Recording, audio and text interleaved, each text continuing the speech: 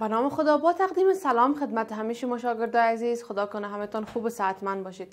شاگردای عزیز، امروز یک درس جدید از کتاب بیولوژی صنف نهم را میخوانیم. این درس ما درباره دماغ اکبر، دماغ اصغر و ساقه مغز هست که صفحه 61 الی 63 کتاب بیولوژی صنف نهم هست. از شما میخوایم کتاب هایتان را باز کنین، کتابچه و قلم هم پیشتان آماده داشته باشین. دقت کنین، درس ما بسیار خوبش هست، بسیار جالب هست، درس های جذاب هست. اگر خوب دقت کنین به آسانی میتونین این درس ها را یاد بگیرین. خب شاگرد عزیز، ما روز قبل درباره مغز بحث کردیم. گفته بودیم که سیستم اعصاب مرکزی شامل مغز و نخاع شوکی میشه. از اون جمله مغز را نام گرفتیم و گفتیم که مهمترین بخش می باشه و خود مغز هم متشکل از 3 قسمت هست. از این جمله نام گرفتیم، گفتیم دماغ اکبر، دماغ اصغر و ساقه مغز می باشه. دماغ اکبر کمی دربارش خوانده بودیم. امروز معلومات کامل را دربارش می خوانیم. پس اهداف درس امروز ما آشنا شدن با دماغ اکبر، دماغ اصغر و ساقه مغز هر سهش می باشه. برای حمایت از ما چینل بیگم اکادمی را سابسکرایب کنید و سپس زنگوله را فشار دهید تا به تمام ویدیوهای درسی ما دسترسی داشته باشید و از آنها مستفید شوید. شاگرد عزیز، در دماغ اکبر که روز قبل هم بحث کردیم، گفتیم که بزرگترین بخش مغز هست. مغز اگر هر 3 قسمت را شامل شود، اما بزرگترین بخشش عبارت از کدام قسمت است؟ دماغ اکبر هست. بر رویش هم گفتیم فرو رفتگی ها و برجستگی های قرار داره. فرو رفتگی عمیقی که از پیش رو به طرف عقب دماغ را به 2 بخش تقسیم میکنه، به 2 نیمکره تقسیم میکنه به نام نیمکره راست و چپ. او را یاد کردیم. همون فرو رفتگی هایی که عمیق تر از دیگرها هستن، از قسمت پیش رو الی عقب رفته و خود دماغ را به 2 نیمکره راست و چپ تقسیم میکنه. شاگرد عزیز، نیمکره چپ پیام های حسی را از قسمت های راست بدن دریافت میکنه و حرکت های اونا را کنترل میکنه و همین قسم به صورت برعکس اگر بگوییم، نیمکره راست پیام های حسی را از سمت چپ بدن دریافت میکنه و حرکت های اونا را کنترل میکنه. دماغ اکبر گفته میتونیم که قدرت یادگیری، حافظه و ادراک را شامل میشه. همه اینا به دوش دماغ اکبر هست. ما روز قبل به این قسمت زیاد توجه کردیم، زیاد یاد کردیم و گفتیم که همین بحثی که خود دماغ اکبر به 2 نیمکره راست و چپ تقسیم میشه خیلی مهم هست، به خاطر از اینکه شما باید اشتباه نکنید. نیمکره راست طرف چپ بدن و نیمکره چپ طرف راست بدن را پیام های حسیش را دریافت میکنه و حرکتش کنترل میکنه. این را خوب در ذهنتان داشته باشه. خب شاگرد عزیز، در نیمکره های دماغ اکبر که یکی نیمکره راست هست، دیگه نیمکره چپ هست، مرکزهای وجود داره. مرکزهایی برای تقویه پیام های عصبی و برای انتقال پیام های عصبی.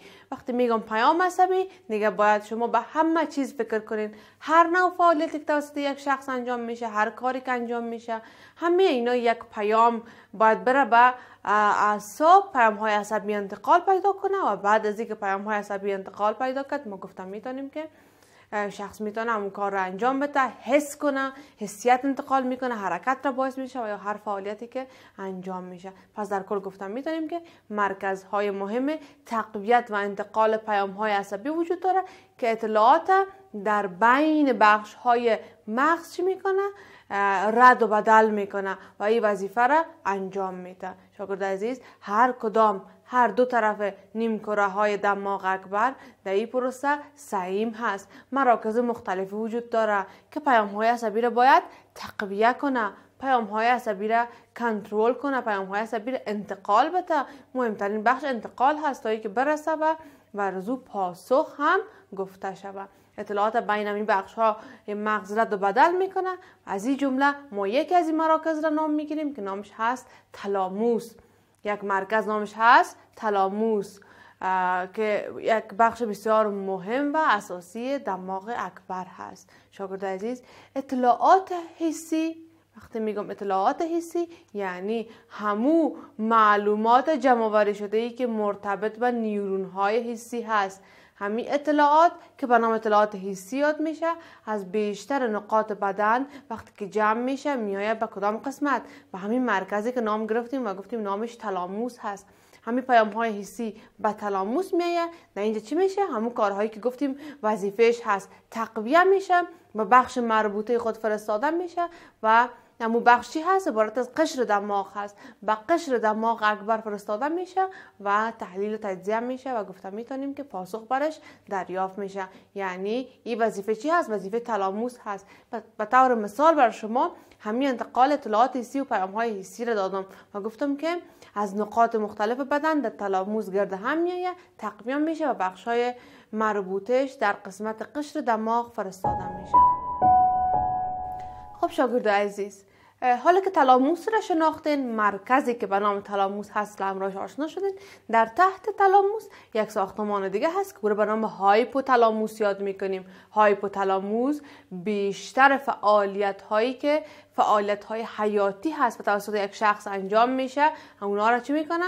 کنترل میکنه. اگر نام ببرین فعالیت های حیاتی، مثلا ضربان قلب، مثلا تنفس، تنظیم ضربان قلب، تنظیم تنفس یک شخص به دوش کی هست؟ به دوش همین قسمت هست. این نشان میده که مهمترین فعالیت ها که حیات به او بستگی داره مرتبط به همین ساختمان میشه. شاگرد عزیز، هایپوتالاموس مرکز احساس گرسنگی هست، مرکز احساس تشنگی هست، همین قسم تنظیم حرارت بدن، همه اینا مراکزش، همه فعالیت ها را مرکز هایپوتالاموس به عهده داره که کنترل کنه. شاگرد عزیز، وقتی که شما احساس گرسنگی میکنین، همین حسی که نزد شما ایجاد میشه و فکر میکنین که گرسنه هستین، به دلیل چی هست؟ به دلیل از این هست که پیام های حسی انتقال پیدا کرده، رفته به مرکزش رسیده و مرکز رو انتقال داده و به این شکل پس دوباره برگشته پاسخش این بوده که شما حس کردین که گرسنه هستین و باید چیزی بخورین. و همین گرسنگی و تشنگی هر کدام احساس ها در کجا قرار داره؟ مرکزشان در هایپوتالاموس هست. پس هایپوتالاموس مرکز احساس گرسنگی هست، مرکز احساس تشنگی و تنظیم حرارت بدن می باشه. بعضی از فعالیت های دیگر هم گفتم میتونیم، مثل فعالیت غده هایی که هورمون را ترشح میکنن، هورمون را افراز میکنن. ما اینا را همچنان در گروپ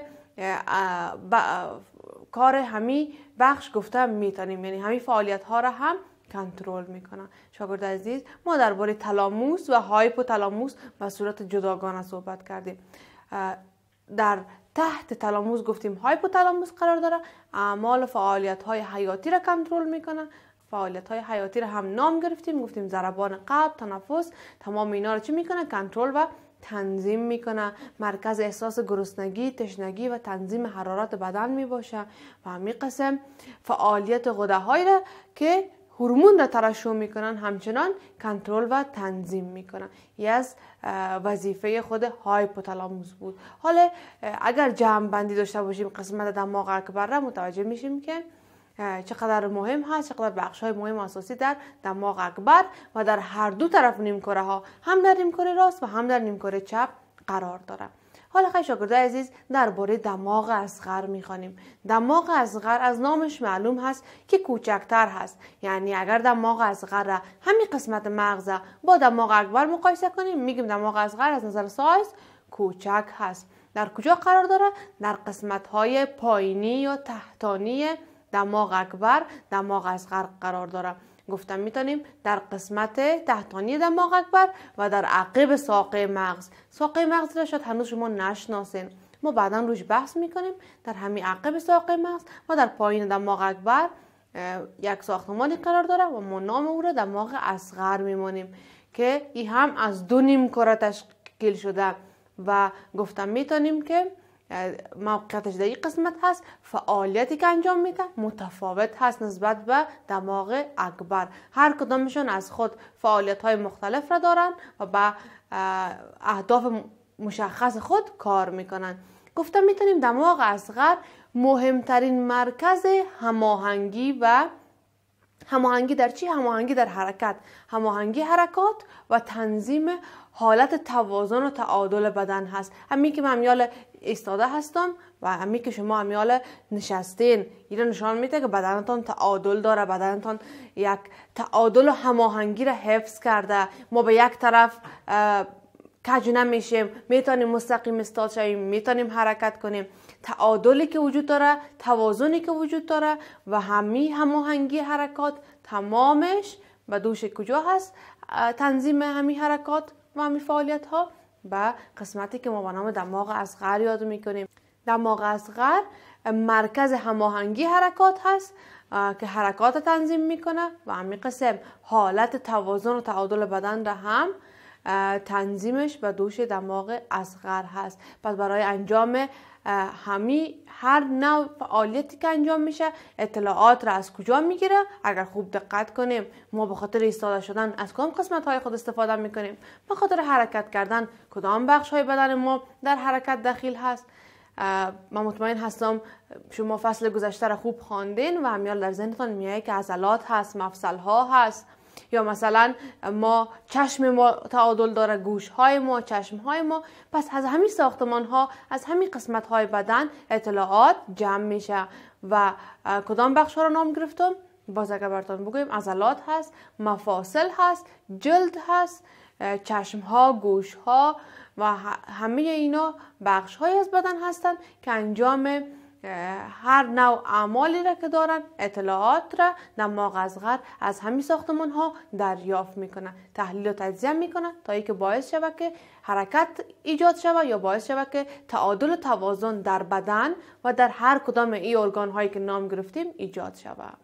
خب شاگرد عزیز، پس نشان میده که دماغ اصغر رولش در کدام قسمت هست؟ حرکت نرمال، ایستاد شدن نرمال. پس اگر همیال فکر کنیم، تصور کنیم دماغ اصغر صدمه میبینه، صدمه و دماغ اصغر باعث از دست دادن کنترل حرکت های نرمال، از دست دادن توازن و تعادل میشه. پس این موضوع خیلی مهم و حساسی است. شاگرد عزیز، حالا درباره قسمت سوم که ساقه مغز هست میخوانیم. ساقه مغز در تحت دماغ اکبر قرار داره. دماغ اکبر در قسمتی که هست در پایینش دماغ قسمتش که ساقه مغز نام داره قرار داره.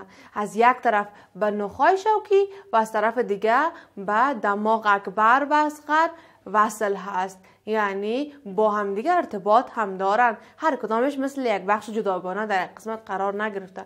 یک طرف ساقه مغز و نخاع شوکی که درباره نخاع شوکی هم روز بعدی خود خواندیم که شما معلومات پیدا کنین چی هست، و طرف دیگه ساقه مغز به دماغ اکبر و اصغر وصل هست. شاگرد عزیز، ما دماغ اکبر و اصغر را بحث کردیم، قسمت سومش ساقه مغز بود و این هم حالا فهمیدیم که اینا با هم دیگه ارتباط هم دارن. شاگرد عزیز، در ساقه مغز نخاع مستطیلی قرار داره.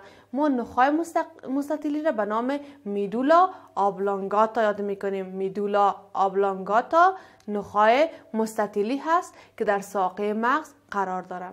خب وظیفه ساقه مغز چی هست؟ ما وظیفه دماغ اکبر اصغر فهمیدیم. ساقه مغز چی وظیفه داره؟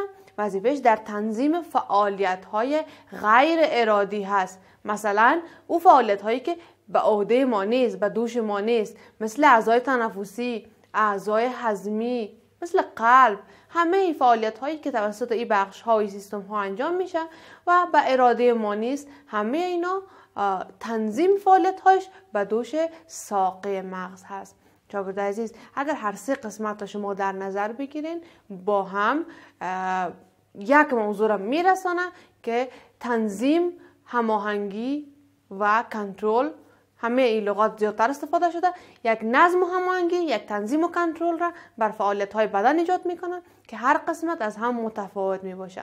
از شما میخوایم این درس را خوب بخوانید، خیلی مهم هست که همه این موضوع درس امروز را یاد بگیرید. خب شاگرد عزیز، ما امیدوار هستم درس امروز را خوب یاد گرفته باشین و در خانه هم خوب تکرار کنین. کارخانگی که از درس امروز براتون میتونم شامل 3 سوال هست.